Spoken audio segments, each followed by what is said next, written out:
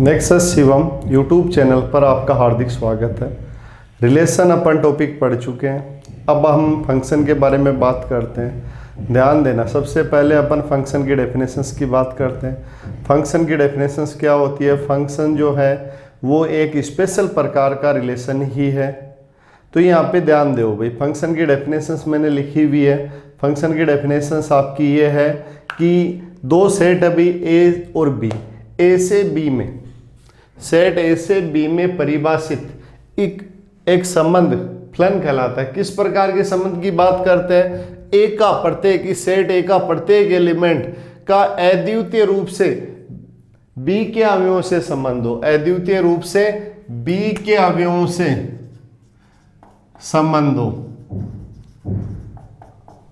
ध्यान दो, ए के प्रत्येक अवयव का अद्वितीय रूप से बी के अवयव से संबंध हो।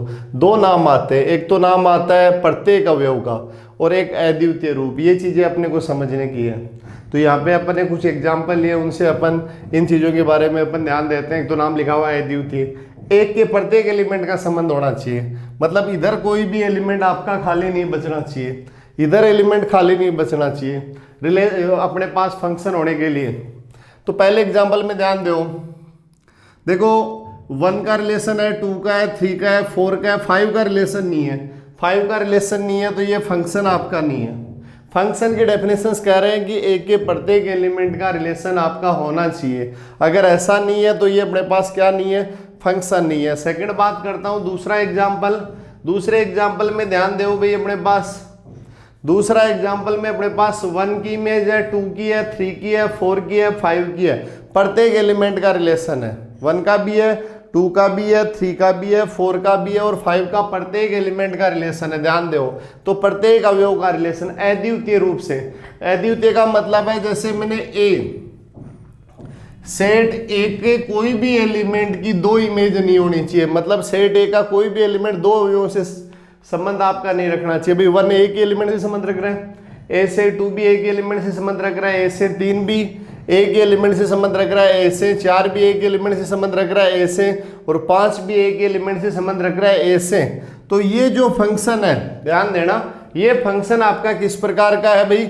रिलेशन है। ध्यान देना, सॉरी, ये रिलेशन आपका किस प्रकार का है? फंक्शन है। दोनों कंडीशंस को आपको फुलफिल कर रहा है। यहां पर इसमें ध्यान दो, सभी का रिलेशन तो है थर्ड में, 1 का, 2 का, 3 का, 4 का, 5 का, सभी का रिलेशन है। लेकिन देखो 1 का अद्वितीय रिलेशन नहीं है। मतलब 1 का दो अवयवों से संबंध है, ए और बी से, जबकि यहां पर ए के अवयव से संबंध हो सकता है। प्रत्येक एलिमेंट का अपने पास क्या होना चाहिए? प्रतिबिंब होना चाहिए, प्रत्येक एलिमेंट का संबंध होना चाहिए और अद्वितीय संबंध होना चाहिए। ए के प्रत्येक एलिमेंट का अद्वितीय संबंध होना चाहिए। तो ये अपने पास क्या नहीं है? फंक्शन नहीं है। क्या नहीं है भी? ये फंक्शन का आपका एग्जाम्पल नहीं है। आगे बात करता हूं, यहां पे ध्यान दो। अब ध्यान दो भी, F4 1 की इमेज और 2 की इमेज एक है, इससे कोई फर्क नहीं पड़ने वाला भाई।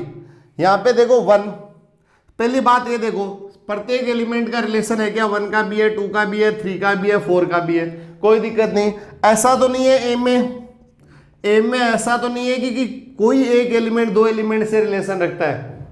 1 एक एलिमेंट से रख रहा है, 2 भी एक एलिमेंट से रख रहा है, 3 भी एक एलिमेंट से रख रहा है, 4 भी एक एलिमेंट से रिलेशन रख रहा है, तो ये फंक्शन है। ध्यान देना, ऐसा हो सकता है एक के दो एलिमेंट एक एलिमेंट से रिलेशन रख सकते हैं, लेकिन एम का एक एलिमेंट इसके दो एलिमेंट से रिलेशन नहीं रख सकता। ये ध्यान रखे भी अपने पास। F4 ध्यान देना, 2 और 3 कोई प्रॉब्लम नहीं है। यहां पे प्रत्येक एलिमेंट का रिलेशन है और प्रत्येक एलिमेंट का बी के एक एलिमेंट से रिलेशन है, अद्वितीय एलिमेंट से रिलेशन है। तो ये अपने पास क्या है भाई? फंक्शन है। ये नॉर्मल सी डेफिनेशंस आपकी फंक्शन की। फंक्शन की डेफिनेशंस क्या है भाई? आपका फंक्शन होगा कब? जब ए, सेट ए है, ए के प्रत्येक एलिमेंट का बी के अद्वितीय एलिमेंट से आपका क्या होना चाहिए? रिलेशन होना चाहिए। अगर ऐसा है तो आपका जो रिलेशन है वो अपने पास क्या है? फंक्शन है, अन्यथा फंक्शन नहीं है। तो ये बात हुई फंक्शन की। फिर इसके बाद में आगे बात करते हैं। अब ध्यान दो, सेट ए को अपन क्या कहते हैं? प्रांत कहते हैं, सेट ए को तो अपन क्या कहते हैं, प्रांत डोमेन कहते हैं। सेट ए को तो अपन क्या कहते हैं, प्रांत कहते हैं, डोमेन कहते हैं। और फिर बात करता हूं सेट बी को अपन क्या कहते हैं, सह प्रांत कहते हैं। सेट ए को मैं क्या कहता हूं, प्रांत कहता हूं, डोमेन। और सेट बी इसको मैं क्या कहता हूं, सह प्रांत कहता हूं, कोडोमेन कहते हैं भाई इसको। फिर इसके बाद में बात करते हैं रेंज। तीन नाम आते हैं भी, एक प्रांत नाम आता है, एक सह प्रांत नाम आता है, और एक आपका क्या नाम आता है, रेंज। रेंज का मतलब भाई अपने पास क्या है, परिसर। और परिसर का मतलब अपने पास, ध्यान दो, परिसर क्या है भाई, इसके लिए देखो, जैसे मैं बात कर रहा हूं रेंज की बात कर रहे हैं भी अपन, तो रेंज की डेफिनेशंस देखो भाई, सेट ए प्रांत, इधर वाला सेट प्रांत, इधर वाला सेट सह प्रांत। फिर इसके बाद में बात कर रहे हैं भी अपन परिसर की, तो रेंज की बात करेंगे तो रेंज अपन ध्यान दें,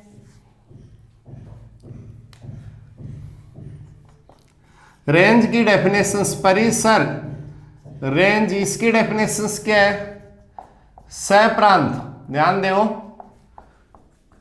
सह प्रांत के उन अवयवों का समुच्चय,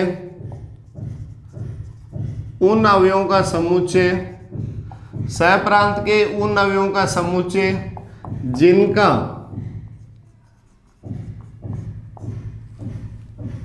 प्रांत के अवयवों से संबंध है, प्रांत के अवयवों से संबंध है। ध्यान दो, मतलब ध्यान दो, एलिमेंट किसके लेने हैं, आगे वाले के लेने हैं। जैसे मेरे पास एग्जांपल है ए, ये बी, 1 2 3 4 ए बी सी, ये अपने पास एफ है। परिसर की बात कर रहा हूं, परिसर में एलिमेंट किसके आएंगे, ये तो अपने पास प्रांत, ये तो अपने पास क्या है, प्रांत, ये अपने पास क्या है, सह प्रांत। ध्यान दें, इधर वाला ये प्रांत है, ये अपने पास क्या है, सह प्रांत है।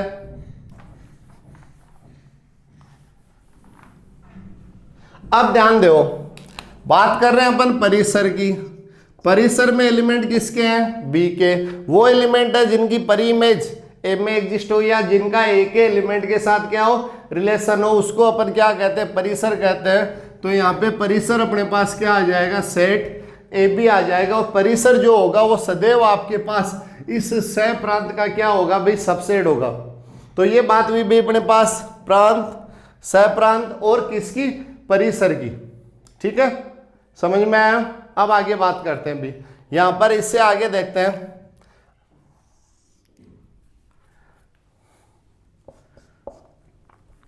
जब एफ ए से बी में फलन है, एफ अपने पास ए से बी में क्या है, फलन है, तब इसे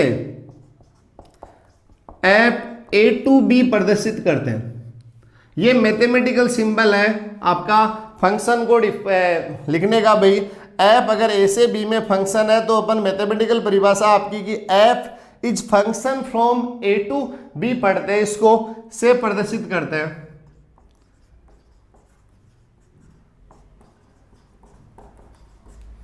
अब ध्यान दें, जैसे मैं इस एग्जांपल की बात कर रहा हूं, वन की, जैसे F1, वन का संबंध किससे है भाई, ए से, तो F1 बराबर ए लिख सकता हूं। इसी प्रकार F2 बराबर भी क्या लिख सकता हूं, ए लिख सकता हूं। F3 बराबर क्या लिख सकता हूं, बी लिख सकता हूं। और F4 बराबर भी मैं क्या लिख सकता हूं, बी लिख सकता हूं। F1 वन का संबंध किससे, ए से। F2 टू का संबंध किससे, ए से। F3 थ्री का संबंध किससे, बी से। F4 फोर का संबंध किससे, बी से। तो यहां से क्या आया भाई, यहां से हमारे पास ये आया कि वन अपन क्या कहेंगे, ध्यान दो, अपन ये कहेंगे कि ए को वन की इमेज, या अपन कहेंगे प्रतिबिंब, ध्यान दो, ए को अपन क्या कहेंगे, 1 की इमेज या अपन कहेंगे प्रतिबिंब। अब ध्यान देते हैं, और भाई ए को 1 की इमेज, ए को 2 की भी इमेज कहेंगे भाई, बी 3 की इमेज और बी आपकी 4 की भी इमेज है। अब यहां से F1 बराबर ए है तो ए की परी इमेज हमारे पास क्या है, 1। ध्यान दो, इसको इस प्रकार पढ़ते हैं, F1 बराबर ए है तो ए को 1 की अपन क्या कहते हैं, इमेज कहते हैं। F1 बराबर ए है तो अपन ध्यान दे ए को 1 की क्या कहते हैं, इमेज कहते हैं, और 1 को ए की अपन क्या कहते हैं, परी इमेज कहते हैं। ठीक है, ये कॉन्सेप्ट समझ में आया। अब अपन एक छोटा सा क्वेश्चन लेते हैं जो एक इंपॉर्टेंट क्वेश्चन है भाई एग्जाम के लिए, आपके लिए। अभी तो अपन इंट्रोडक्शन, अपन सिर्फ फंक्शन की डेफिनेशंस के बारे में ही बात की है। अब पहला क्वेश्चन है अपने पास,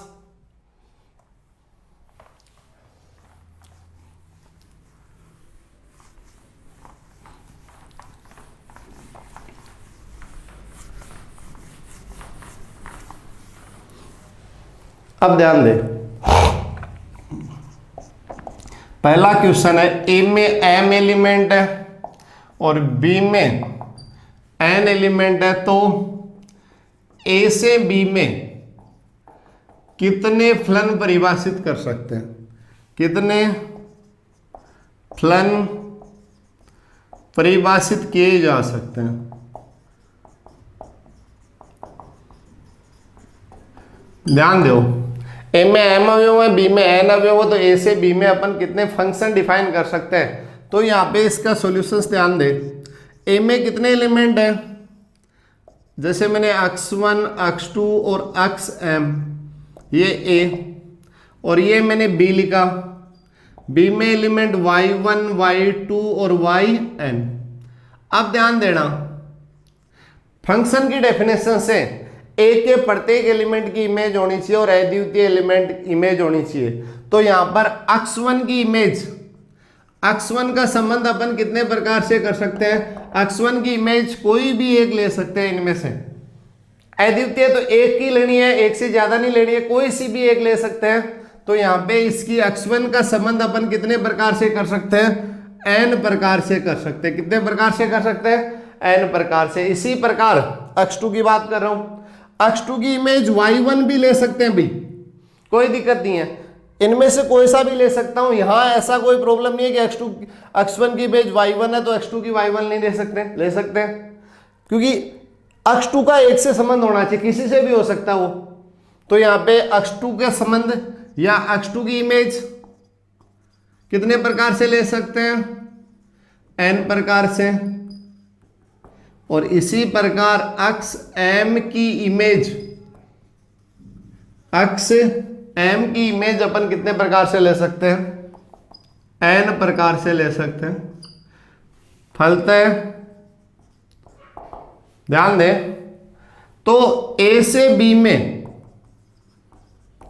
फलन कितने प्रकार से परिभाषित कर सकते हैं, ये आपके पास आ जाएगा n गुणा कितनी बार होगा, कितनी बार n गुणा होगा, m बार गुणा होगा, n गुणा कितनी बार गुणा होगा, m बार। इसका मतलब अपने पास क्या आंसर आ गया, n की पावर m। क्या आंसर आ गया, n की पावर m, या number of element of b की power number of element of a, number of element of b की power number of element of a।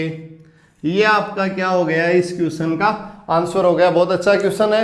ए में m एलिमेंट है, B में n element है, तो ए से बी में अपन कितने फलन परिभाषित कर सकते हैं, और कितने फलन अपन परिभाषित कर सकते हैं भाई, number of element of B की power number of element of A. जैसे भी एग्जांपल अपने पास ये है, मैं कहूं ए में 5 एलिमेंट है, बी में 2 एलिमेंट है, तो अपन फलन कितने परिभाषित कर सकते हैं, number of element of B की power number of element of A, number of element of B की power number of element of A. और ये 2 की पावर 5, ये इसका क्या हो जाएगा, आपका आंसर हो जाएगा। अगर वीडियो अच्छा लगे पहले आप इसका स्क्रीनशॉट ले लें।